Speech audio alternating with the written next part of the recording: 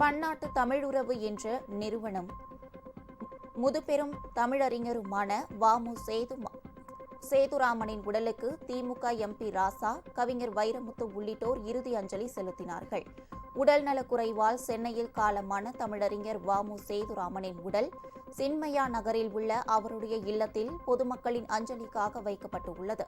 வ.மு. சேதுராமன் உடலுக்கு முதலமைச்சர் மு.க.ஸ்டாலின், மதிமுக பொதுச் செயலாளர் வைகோ, விடுதலை சிறுத்தைகள் கட்சித் தலைவர் திருமாவளவன் உள்ளிட்டோர் இறுதி அஞ்சலி செலுத்தினர்.